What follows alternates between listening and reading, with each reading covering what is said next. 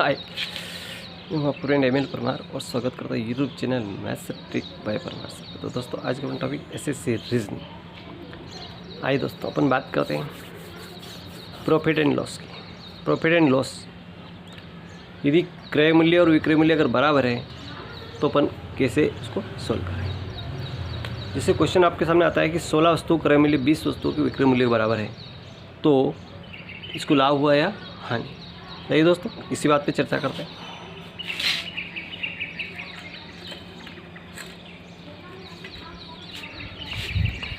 सोलह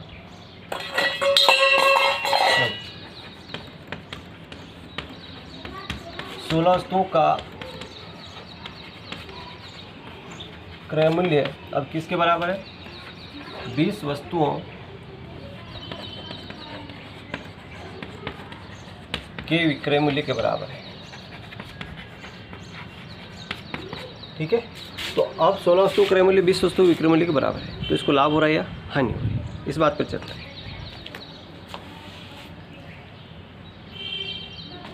ना। तो ऐसी स्थिति में कुछ नहीं करना, एक ही ट्रिक याद रखना कि जो क्रय है उसको विक्रय बना लो और विक्रय उसको क्रय बना लो। क्रय वाले को विक्रय बना लो और विक्रय वाले को क्रय बना लो।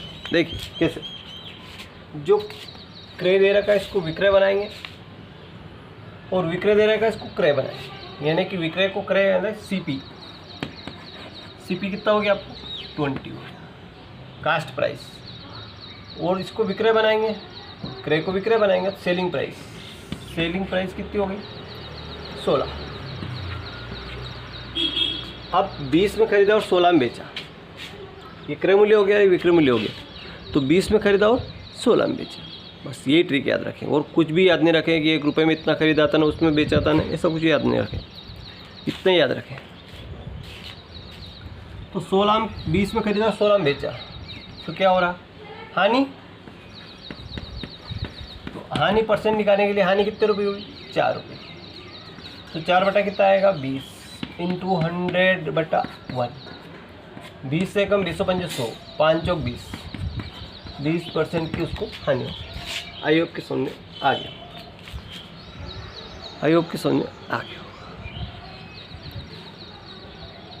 है ना।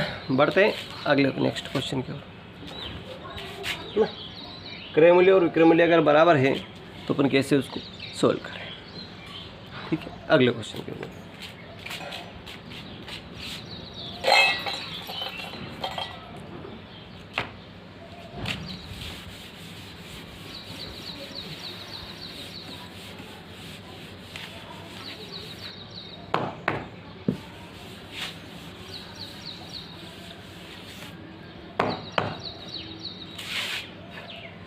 अगला अपना है एक आदमी, देखो दुकानदार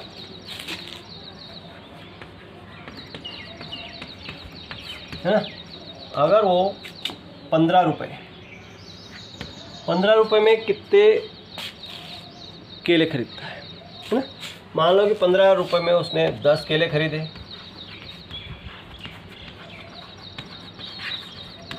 ठीक है, 15 रुपये में उसने 10 केले खरीदे।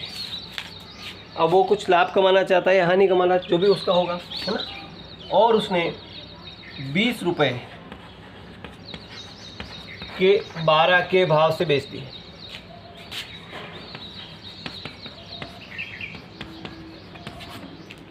₹20 में उसने 12 के भाव से बेच दिए, तो बताओ उसका लाभ हुआ या हानि हुआ। ये क्वेश्चन करिए, इस क्वेश्चन को किस तरीके से आप इसको हल कर सकते हैं। तो बहुत इजी क्वेश्चन। देखिए पहले अपन सीपी निकालेंगे, वही कास्ट प्राइस और सेलिंग प्राइस, बेचने की कीमत। सीपी कितना हुआ? 15 में 10 खरीदा, है ना, 15 में कितना खरीदा उसने? 10, और 20 में 12 बेचा, 20 में 12 बेचा, तो उसको लाभ हुआ है हानि। देखो इसका गुणा इधर करेंगे तो 15 दूना 30 की सीप वाला सिलाया 3, 15 के 15 3 18, 180 में खरीदा और 20 दाम 200 में बेचा। तो यहाँ उसने 20 में खरीद 180 में खरीदा और 200 में बेचा, यानी 20 रुपये का उसको लाभ होगा। लाभ परसेंट बराबर कितना रुपये हुआ, 20 रुपये का लाभ हो गया उसको, है ना। और कितने पे हुआ, 180 पे हुआ, इंटू 100/1। सिपर से सिपर कट गए, 2 एकम 2 नम 18 और 9 से भाग लगाए, 9 एकम 9, फिर 9 एकम 9, 11 सही, 1/9% का उसको लाभ, 11% उसको लाभ हुआ। आई होप की बात ही समझ आ गई।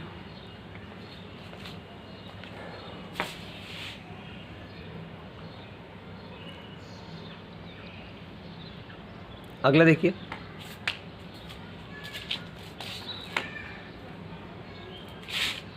तो इस तरह के कोई चीज़ जितने पे खरीदे, के नींबू खरीदे, केले खरीदे, आम खरीदे, वो खरीद सकता है, बेच सकता है।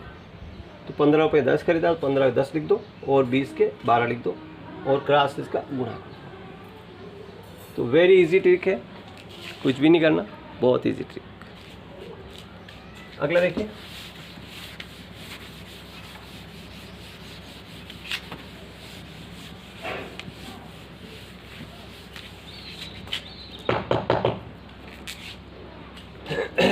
अगला क्वेश्चन बनता है दोस्तों, कुछ इस तरह से बनते हैं। देखिए कि यदि उसको बराबर परसेंट में लाभ हो या बराबर परसेंट में हानि हो, तो कैसे उसको सोल्व करें। देखिए कोई भी दो वस्तुएं हुई, दो कितनी वस्तु हुई, दो। तो दो मान लो कि दो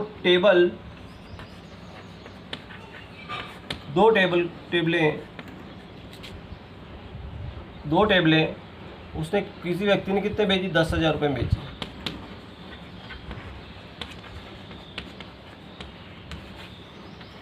अब दो बेची, कितने बेची उसने, दो बेची। तो अब क्या हुआ कि एक पर 20% लाभ हुआ और दूसरी पर 20% उसको हानि हुई। तो इस पूरे सौदे में उसको क्या मिला, प्रॉफिट, लाभ या हानि, बताओ। कोई भी दो वस्तु उसने बेची है जिसकी कास्ट कुछ भी रही हो, कीमत कुछ भी रही हो, लेकिन 10,000 रुपये में बेचती दोनों, और वो कहता है कि एक पे मुझे 20% लाभ हुआ, एक पे 20% हानि हुई। तो इस स्थिति में उसको क्या हुआ, कुल मिला के क्या हुआ, लाभ हुआ या हानि हुई। तो पहले आप क्रय मूल्य पे जाएंगे, है ना।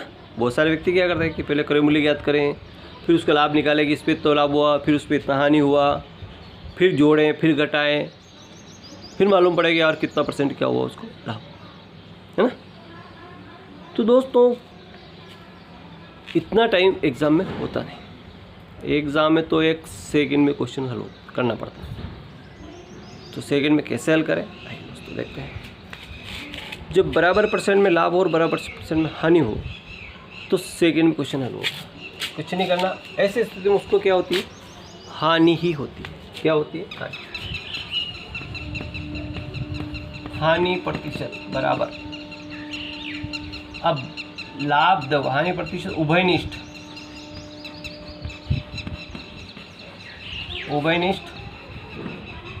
लाभ या हानि बटा 10 का स्क्वायर।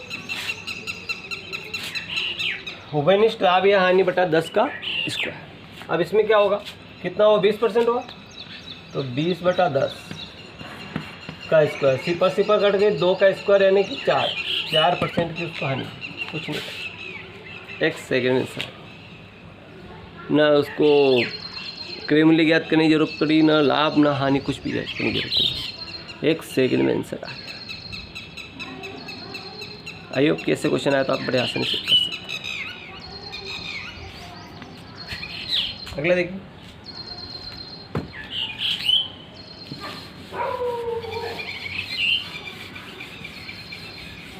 ये किसी व्यक्ति की आय के ऊपर भी निर्भर करता है और किसी वृत्त के क्षेत्रफल पे भी निर्भर करता है।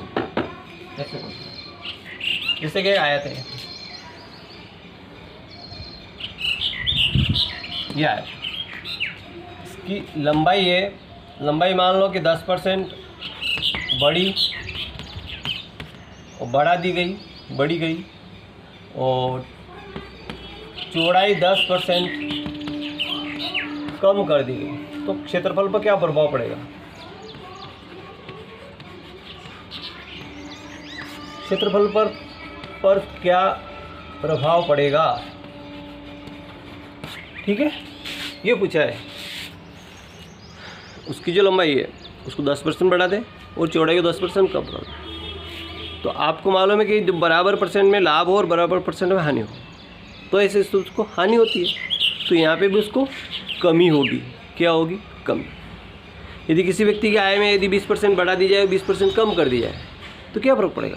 जो कमी होगी, अब कितने परसेंट कम होगी वो निकाल सकते हैं आप बड़े आसानी से। तो अब इसको बड़ी आसानी से अपन कर सकते हैं, 2, 3, 4 तरीके से कर सकते हैं। देखो, एक तो ये होगा अपना x plus Y plus X Y अपन 100, x का मान 10% बढ़ा, y मतलब घटा, प्लस 10% बढ़ा, y मतलब 10% घटा, बटा 100, तो 10 से 10 कट गया, 10 दाम 100, 10 दाम 100 बराबर 1% की हानि।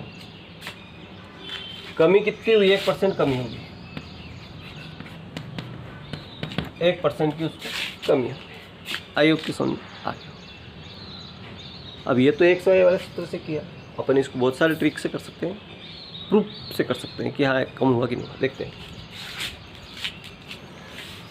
देख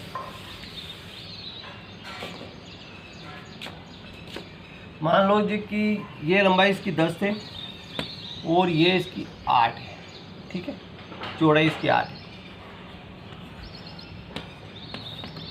तो क्षेत्रफल क्या हुआ? लंबाई इंटू चौड़ाई, 10 इंटू 8 बराबर कितना हो गया? 80 हो गया, है ना। अब ये तो पहले 80 सेंटीमीटर हो गया। अब इसको 10% कम करते देखते हैं। अब यहाँ 10 इंटू 10 बटा 100, यानी कि 1% कम होगा, तो 10 में से 1 गया तो कितना रहा? 9। 1% बढ़ा तो 10 ने कितना हुआ? 11, सॉरी बढ़ा मतलब 11 हो गया, तो ये हो गया 11, और ये 1% कम किया, 10 8 में से कम हुआ तो 7 हो गया, ये कितना हो गया? 7 हो गया। अब इसका क्षेत्रफल निकालें तो क्या होगा? 11 इंटू 7, 11 7 77, 11 7 77,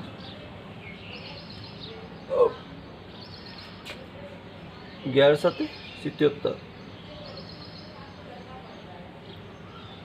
सॉरी ये 8 का देखते हैं ना, 8 का 10% कितना होता है? ये कम ज़्यादा हो गया,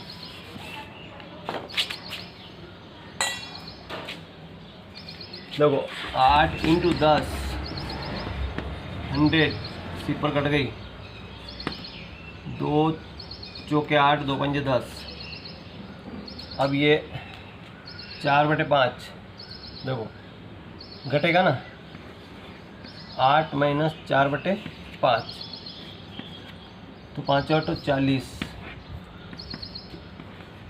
36/5, ये कितना हुआ? 36/5 हो गया, 40 में 4 गए तो 36/5। अब ये चौड़ाई इसकी 36/5 आ गई, तो ये 10 इंटू 36/5, तो 5 दूनी 36 दूनी 72, तो इसका क्षेत्रफल कितना आया? 72 आया।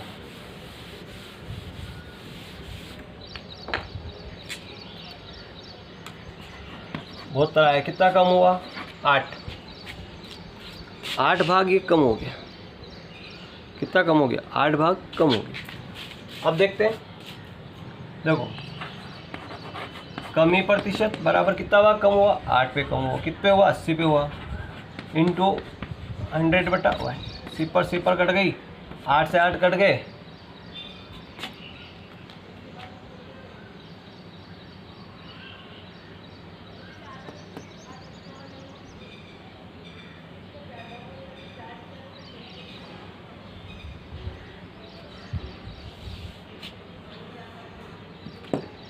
सॉरी यहाँ पे भी 11 होगा।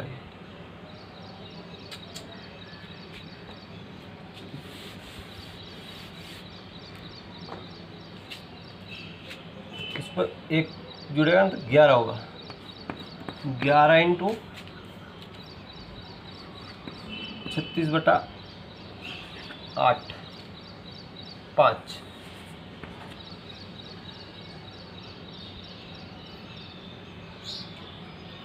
11 छम 66, 11 3 33 6/5।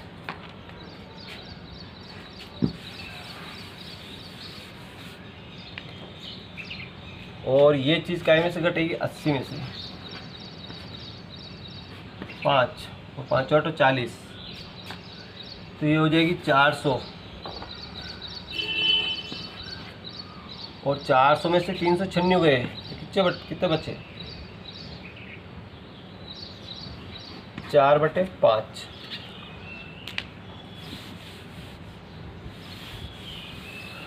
और ये 4/5 इंटू 100/80, तो सिपर से सिपर कट गई। 5 दूनी 10, अब सही आया। और 2 चौके 8, 4 से 4 कट के बराबर 1%, अब सही आया। तो कुछ डिफिकल्ट सवाल था, लेकिन फिर भी ये 1%, ये भी 1% आ गया। तो इतना डीप में जाने की ज़रूरत नहीं है, कुछ नहीं करना। 10/10 स्क्वायर कर दो, सिपर सिपर बराबर 1% के हल। कुछ नहीं, इतना लंबा चौड़ा रामायण करने की ज़रूरत नहीं है। 1 सेकंड में आंसर आएगा। Thank you. वीडियो अच्छा लगा चैनल सबका करना बोले। Thank you.